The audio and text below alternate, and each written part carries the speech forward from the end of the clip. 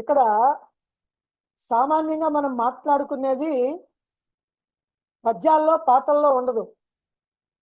అవి నాటకాలు సినిమాలు అట్లాంటి వాటితోనే ఉంటుంది.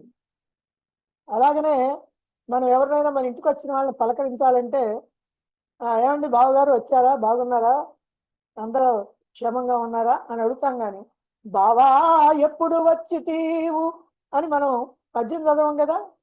అట్లానే ఈ ఈ శ్లోకాలన్నీ కూడా శ్రీకృష్ణుడు చెప్పల. శ్రీకృష్ణుడు మాటల్లో చెప్పినటువంటి దాన్ని వ్యాసుడు దాన్ని శ్లోకాల రూపంలో మనకు అందించాడు, గ్రంథస్థం చేయటం. న్యాయంగా మహాభారతం మొత్తం 1,00,000 శ్లోకాలు. ఎక్కడ ఎవరు శ్లోకాలలాగా మాట్లాడరు, అందరూ మామూలుగానే మాట్లాడుకుంటారు, వాళ్ళ భాషలో వాళ్ళు మాట్లాడుకుంటారు. దాన్ని వ్యాసుడు మనకు అందించాడు. అట్లా అందించినప్పుడు అది ఒక అరగంట ఉండొచ్చు, 30 గంట ఉండొచ్చు, లేకపోతే గంట కూడా ఉండొచ్చు, లేదా మీరు 2 గంటలు 3 గంటలైనా అనుకోండి, ఏం పర్వాలేదు. అయితే దానికి నేను సమాధానం చెప్తాను. కౌరవ పక్షానికి అధినాయకుడు భీష్ముడు.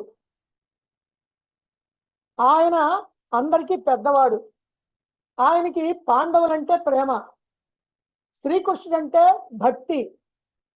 అలాగనే పాండవులందరికీ కూడా భీష్ముడు అంటే ఎంతో భక్తి, ఎంతో ప్రేమ, ఎంతో ఇష్టం ఉన్నాయి. ఎందుకంటే వాళ్ళందరూ పెంచి పెద్ద చేసినటువంటి వాడు కాబట్టి. ఇది సంబంధం.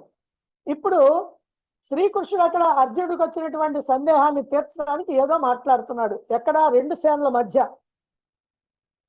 సరే మాట్లాడుతుంటే కొద్దిగా టైం ఇచ్చి చాలాసేపు అయింది అనుకోండి, మీ ఆలోచన ప్రకారం చాలాసేపు అయింది.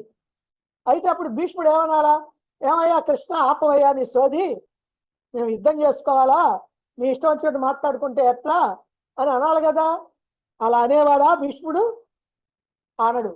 భీష్ముడు అంటే ఆ పక్షానికి ఈ పక్షానికి 2 పక్షాలకి కూడా గౌరవమే కాబట్టి వాళ్ళు మాట్లాడుకున్నారు. అదిగాక మొదటి రోజు సూర్యోదయం కాగానే అందరూ యుద్ధం ప్రారంభించరు. మొదటి రోజు ఒక పూటల్లా పట్టుద్ది.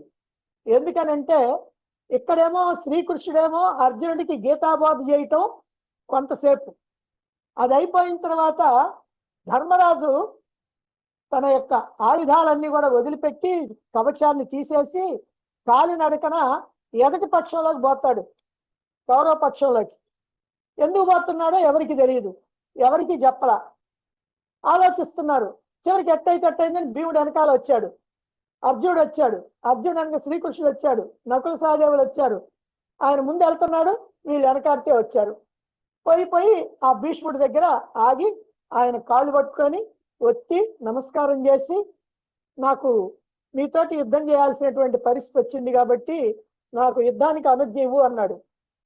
నువ్వు గనక ఇలా రాకపోతే నిన్ను శపించేవాడిని, నువ్వు చక్కగా యుద్ధం చేయి, విజయం సాధిస్తావు అన్నాడు. ఆయన విజయం సాధిస్తావు అనేటప్పటికీ, అయ్యా నువ్వేమో మరణం లేనటువంటి వాడివి, ఎదుటి పక్షంలో ఉన్నావు, మేమేమో విజయం సాధిస్తా ఉన్నాం, ఎట్లా సాధిస్తాము అని అడిగితే, అంటే నీకేం పర్వాలేదు నువ్వు సాధిస్తావన్నాడు. అంటే నీ మరణ రహస్యం ఏమిటో చెప్తే నాకు తెలుస్తుంది కదా అన్నాడు. అది ఇప్పుడు కాదు, దాని టైం వచ్చినప్పుడు చెప్తానన్నాడు. అలాగనే భీష్ముడి దగ్గర నుంచి ద్రోణాచార్యుడి దగ్గరికి పోయాడు, ద్రోణాచార్యుడి దగ్గర నుంచి కృపాచార్యుడి దగ్గరికి, కృపాచార్యుడి దగ్గర నుంచి శల్యుడి దగ్గరికి, నలుగురి దగ్గర అనుమతి తీసుకొని తిరిగి వస్తాడు. వచ్చి మధ్యలో నిలబడి, మీ పక్షంలో ఎవరైనా నాది ధర్మం అనుకుంటే నా వైపుకి రండి, ఒకవేళ మా పక్షంలో ఎవరైనా ఉన్నటువంటి వాళ్ళు కౌరవులదే ధర్మం అనుకుంటే అటు పక్కకు వెళ్ళాలనుకుంటే వెళ్ళండి అన్నాడు. అంటే కౌరవ పక్షంలో ఉన్నటువంటి వైశ్యపుత్రుడు యూత్సుడు అతడు పాండవ పక్షంలోకి వచ్చాడు. అది అయిపోయిన తర్వాత 2 పక్షాల సేనా నాయకులు ఒక చోట కూర్చొని ఈ యుద్ధ నియమాలు మాట్లాడుకోవాలా. కాబట్టి యుద్ధ నియమాలు మాట్లాడుకున్నారు. అది కొద్దిసేపు పట్టుద్ది. అది అయిపోయిన తర్వాత ఇక యుద్ధం ప్రారంభమవుద్ది. ఆ యుద్ధం ఎట్లా ప్రారంభమవుద్ది ఏమిటనేది మనకి రేపటి నుంచి మనకు వస్తుంది కాబట్టి అది వింటాం. కనుక ఇక్కడ ఏం జరిగింది అని అంటే, అంతసేపు అక్కడ యుద్ధం అనేటువంటిది జరగదు. యుద్ధం ఎప్పుడు జరుగుద్ది అని అంటే, ఎప్పుడైతే భీష్ముడు శంఖనాదం చేసి యుద్ధానికి ప్రారంభం చెప్తాడో అప్పుడు యుద్ధం జరుగుద్ది. అంతేగాని భీష్ముని ఏమయ్యా అట్నే కూర్చున్నావు, నువ్వు నిద్రపోతున్నావు మేలుకున్నావా చెప్పు అని అనేవాడు లేడు. శ్రీకృష్ణుడిని ఏమయ్యా నువ్వు అట్లా అని చెప్తున్నావు కూర్చో అని అంటాము కుదరదు, ఏవి జరగవు. అందుకని చక్కగా చెప్పదలుచుకున్నవి చెప్పాడు. అయితే ఇందులో వాదన కోసం నేను చెప్పాను, కానీ నిజమేందనంటే ఒక అరగంట కంటే ఎక్కువ ఉండదు ఈ చెప్పినటువంటి మాటలన్నీ కూడా. మనం శ్లోకాల్లో చెప్పుకునేవన్నీ దీర్ఘాలు తీస్తా చెప్పుకునేవి. అందుట్లో సంజయుడి శ్లోకాలు అక్కడ ధృతరాష్ట్రుడి దగ్గర చెప్పినవి, అర్జునుడికి అన్నీ ఉన్నాయి. కాబట్టి శ్రీకృష్ణుడు చెప్పినటువంటిది ఒక అర్ధ గంట, 30 గంట లేదా 1 గంట ఉంటుంది. కాబట్టి అంతసేపు కూడా రెండు పక్షాల్లో ఉన్నటువంటి వాళ్ళు యుద్ధ సన్నద్ధులై కూర్చున్నారు. ఇంకా రావాల్సినటువంటి వాళ్ళు రావాలా, అలాగనే వ్యూహాలు ఏర్పాటు చేసుకోవాలా. ఇదంతా మొదటి రోజు ఒక పూట పట్టుద్ది. కాబట్టి ఈ 300 శ్లోకాలు అక్కడ ఏదో ఈ శ్లోకాల్లో చదువుకున్నారు, మనకి 3 గంటలు పడుతుంది కదా వాళ్ళకు కూడా 3 గంటలు పట్టిందని అనుకోబాకండి.